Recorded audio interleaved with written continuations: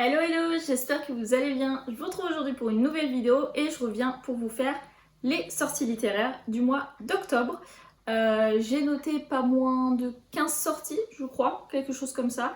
Il y a énormément de sorties qui me plaisent ce mois-ci, et notamment des romances, vous allez le voir tout de suite. La première sortie que j'ai notée, c'est Des gens comme nous de Ludivine Delaune, c'est publié chez Black Ink Edition. Et ça sort le 1er octobre. J'ai pas compris grand chose au résumé, on est sur une romance et on est sur une jeune fille qui a été écorchée par le passé, qui a été un peu brisée et qui va certainement se reconstruire grâce à un garçon, voilà. Je vous avoue que j'en sais pas beaucoup plus, mais je me la suis notée. En plus de ça, c'est une sortie de chez Black Ink, j'en ai encore jamais lu, j'en ai quelques-uns dans ma palle et du coup j'ai décidé d'en rajouter un autre. Enfin en tout cas de le rajouter à ma wishlist. On passe ensuite directement au 7 octobre avec Nos rêves en parallèle de Elsie Veno, c'est publié chez Hugo Roman. C'est la première sortie Hugo Roman de ce mois-ci.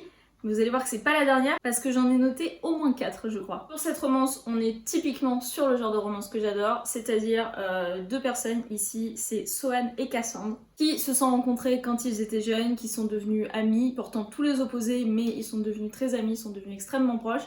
Et malheureusement, pour le coup, c'est un peu leur destin à chacun et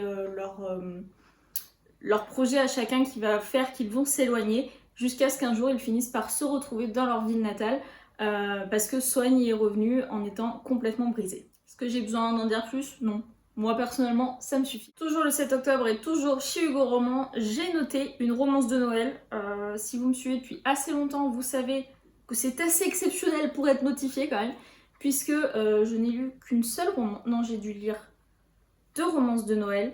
C'est pas ce que je préfère. Souvent, en fait, dès que je lis les résumés des romans, je suis là. Non, merci. Et pourtant, celle-ci, je l'ai notée.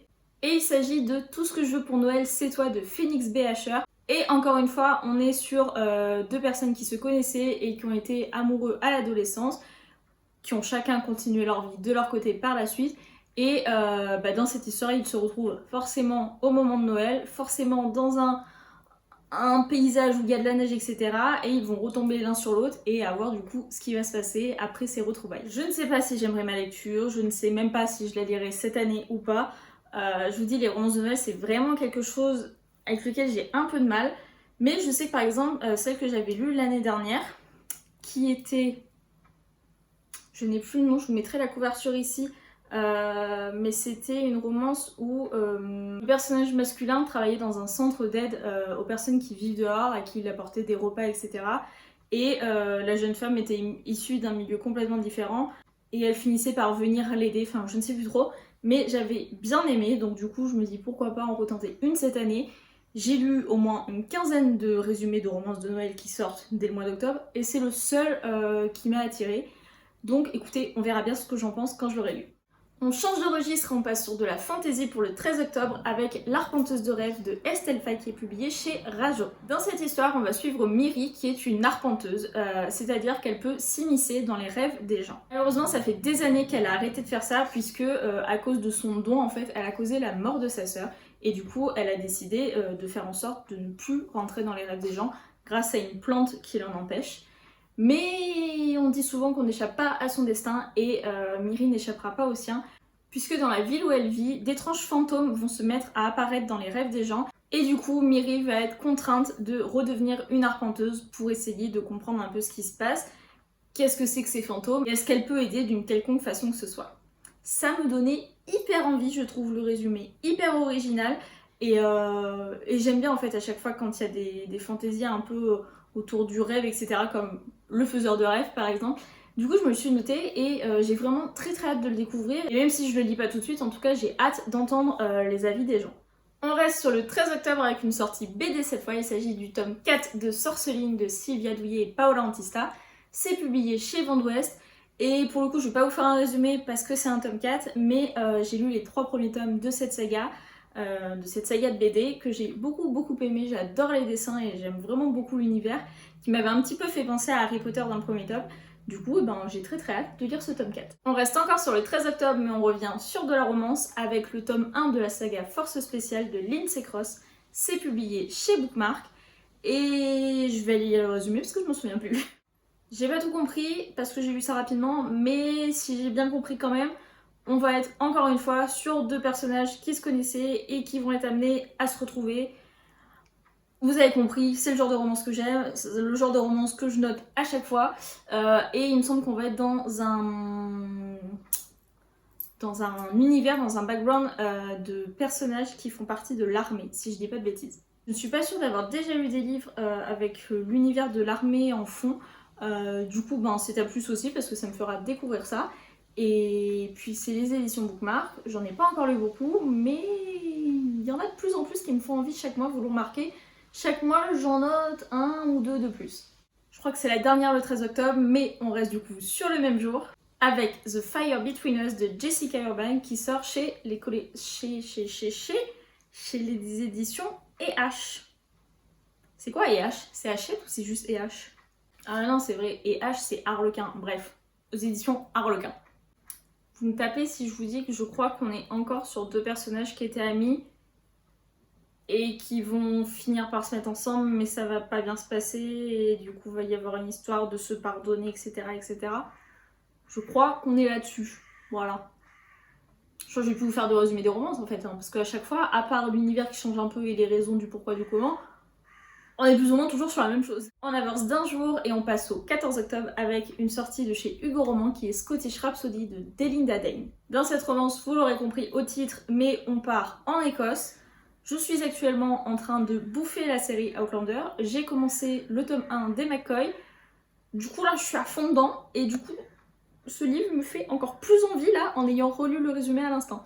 On est sur une jeune fille qui vient d'Écosse à la base mais qui est partie vivre à Londres je crois et elle revient en Écosse pour l'enterrement de son grand-père et elle va tomber sur un fameux Écossais, ces Écossais dont on tombe tout amoureuse si on a vu Outlander ou lu les McCoy, voilà, et il va y avoir une histoire entre eux, voilà.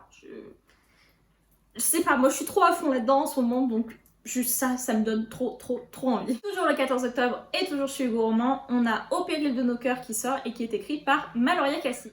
Premièrement, je suis absolument fan de cette couverture que je trouve magnifique. Et sinon, au niveau de l'histoire, ici on va suivre Nora et Marco. Nora est partie avec ses amis dans les gorges du Verdon pour un enterrement d'une jeune fille.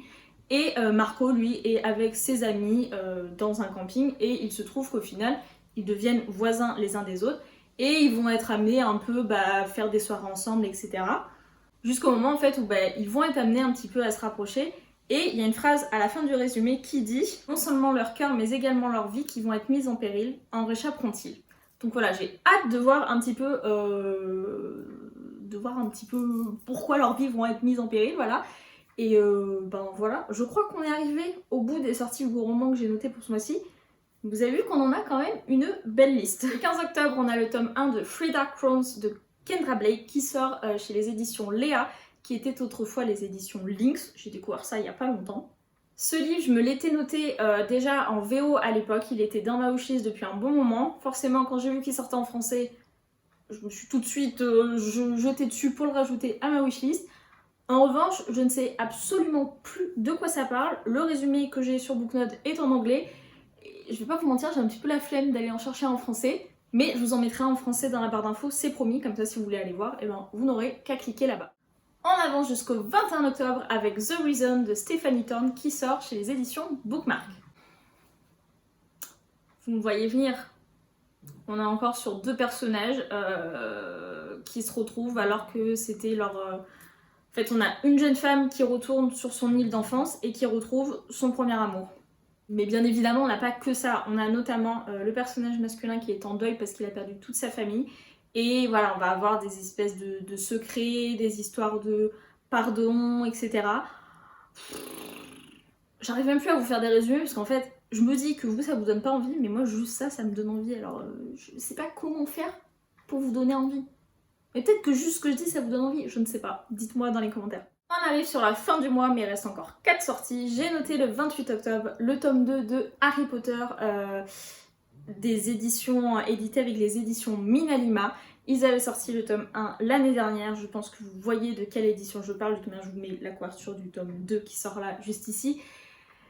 Et bah forcément j'ai envie de l'avoir. Grande collectionneuse Harry Potter, qui a 5 éditions de tous les Harry Potter différentes, voilà, il me faut absolument ce tome 2. Et cette fois-ci je ne compte pas me laisser avoir et le commander des mois après en galère et ne pas réussir à le trouver. Là, je vais l'avoir, je vais le précommander, c'est sûr que je l'aurai.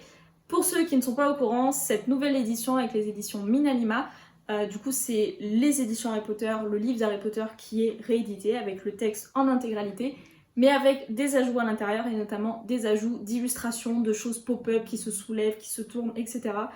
C'est typiquement le genre de livre que j'adore, et encore une fois, c'est Harry Potter, donc je ne peux pas passer à côté. Toujours le 28 octobre, on passe sur la sortie du mois de De Sexus, la sortie que beaucoup de gens attendent avec impatience, et moi y compris, même si je ne sais plus de quoi ça parle, j'ai lu le résumé dans la semaine, mais je ne sais plus de quoi ça parle. Bref, il s'agit de From Blood and Ash de Jennifer L. Armentrout, qui a été traduit par Le sang et la cendre, je crois, en français par De Sexus, je ne sais plus. Tout ce que je sais, c'est que je suis une booktubeuse, dont j'ai perdu qui c'était, mais je sais que j'ai vu une booktubeuse qui disait que elle plaçait cette saga au même niveau que ACOTAR, sachant qu'elle est une fan inconditionnelle de ACOTAR, et qu'elle plaçait cette saga plus ou moins au même niveau, voire juste en dessous de ACOTAR. Du coup, rien que ça réussit à me donner hyper envie.